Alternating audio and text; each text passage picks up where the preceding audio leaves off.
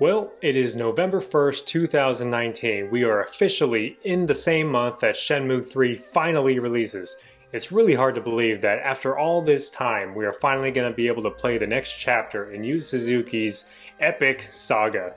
Now, before I go any further, I wanted to mention that I am getting really close to 1,000 subscribers, so if you can help, I would greatly appreciate it. Please subscribe, and this is just the beginning. Once I hit 1,000 subscribers, it's just going to go up from there. The quality and quantity of content that I put out is just going to increase, and I can't wait. I'm really excited. A really large portion of my subscribers come from the Shenmue community, so I wanted to give you guys a huge thank you to those who have been watching my videos and supporting me throughout the last year and a half. I greatly appreciate it. From the bottom of my heart, thank you very much. I wanted to make this video because I wanted to touch on a couple of things regarding Shenmue 3. The fact that we're getting so close, it's so surreal because about 20 years ago, whenever Shenmue 1 was made, that's whenever we were all introduced, or many of us were introduced to this world where Ryo Hazuki returns home and his father is about to be murdered by some mysterious Chinese man. So right away, as soon as you start Shenmue 1, the storyline picks up with a bang and it grabs you and it never lets go. So the whole thing kicks off with Ryo Hazuki just trying to figure out who this man is and why he came all this way to kill your father and take one of the mirrors. Well, at the time you didn't even know that it existed, but later on you discover there's a second mirror, but you really don't understand why they're important. And then at the end of part 2, you catch a glimpse of Lan-Di. Right at the end, you see him and you kind of give each other a stare. Ryo Hazuki and Lan-Di kind of stare each other down for a good few seconds, and then he flies off in his helicopter, and then you never see him again, at least until now. In Shenmue 3, Ryo Hazuki is going to actually have a physical confrontation with Lan-Di for the first time since the initial encounter whenever you first start playing the first game. That was 20 years ago for us. For us in the real world, it's been 2 decades, but for Ryo Hazuki, it's been about 6 months or so. And I remember playing through Shenmue 2 back in the day, back when it first came out, and the storyline really starts to pick up towards the end of the second game. You really start to unravel a lot of the mysteries surrounding the mirror, the Phoenix and Dragon mirrors, and of course, more about your father and the history and everything that he's been through. So whenever Shenmue 2 ended, it was really kind of a crushing blow to us Shenmue fans because we really wanted to know more. We had to know more. We had to finish the story and figure out all these unanswered questions, and finally we're going to get some closure to some of these questions, maybe not all of them. I think, personally, and this is all speculation at this point, but I think that we're going to see a conclusion to the Lan-Di story arc. I don't think Ryo Hazuki's going to straight up kill him or anything like that.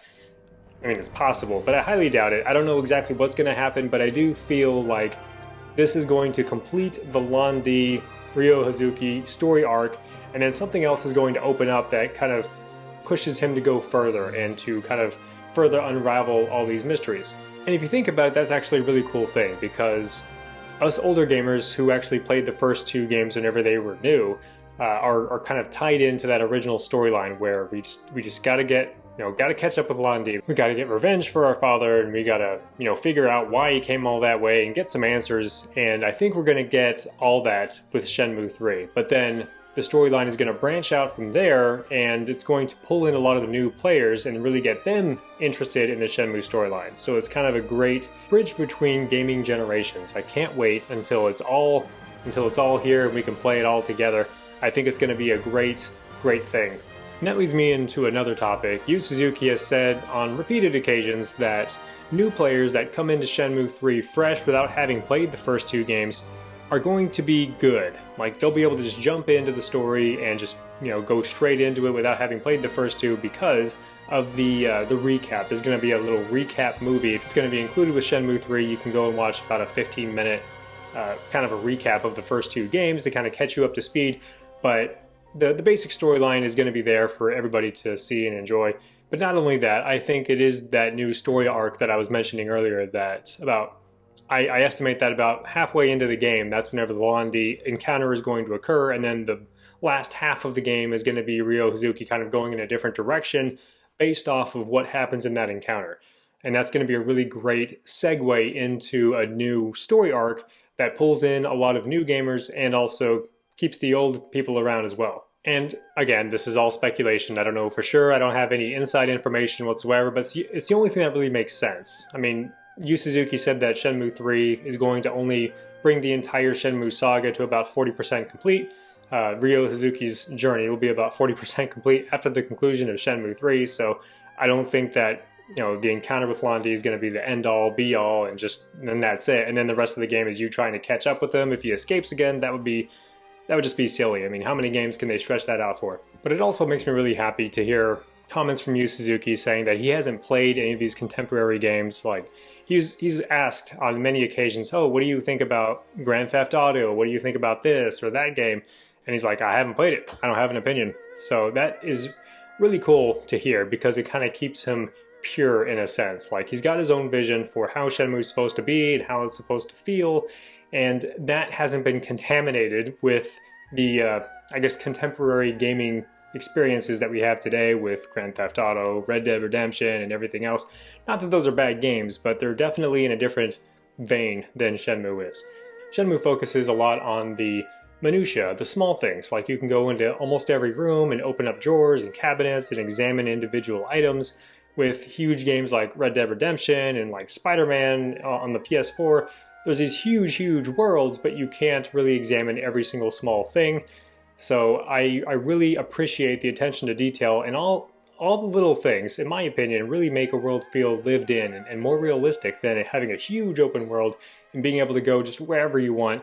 I think that is a little bit too much, and it kind of takes away from the experience, at least in my opinion. I think having a kind of a medium-sized open world where you have a smaller area but more details in that area, I think that's actually a better way to experience a world and really get a good feel for it. In the past, I've made a few predictions that I think Shenmue 4 and 5 and 6 possibly would happen, and I don't think that the saga, I know the saga is not going to complete with Shenmue 3, but I don't think Shenmue 3 is going to be the final game. I think that we will see enough success, enough commercial success with Shenmue 3 to justify Sega or some other party coming in and funding Shenmue 4 and 5 and maybe beyond. I definitely think that's going to happen still. My opinion hasn't changed. I'm going to make it known here that I do believe that's going to happen. I know there's some naysayers out there that just highly doubt that's going to happen, but I doubt their doubts. But really, that's all I wanted to say for this video. I just wanted to ramble on about Shenmue things in the meantime while we wait for the release of Shenmue 3. I can't believe it. We're so close. We've just got a little over 2 weeks and then we're going to be there. We're going to be all playing it together. The older players, the newer players, and everybody in between. It's going to be great. I cannot wait until this game comes out. It looks fantastic. It plays fantastic, at least from the trial. And I just can't believe it. I will be adding some Shenmue content to my channel, at least 1 or 2 videos before the release of Shenmue 3. And then of course, once Shenmue 3 releases, we got way more stuff going on. So I'm going to be doing at least 2 videos kind of right away and then just kind of spacing them out in between the launch of Shenmue 3 and a couple months afterwards. I do have more videos planned after the launch, so stay tuned. Please subscribe if you haven't already.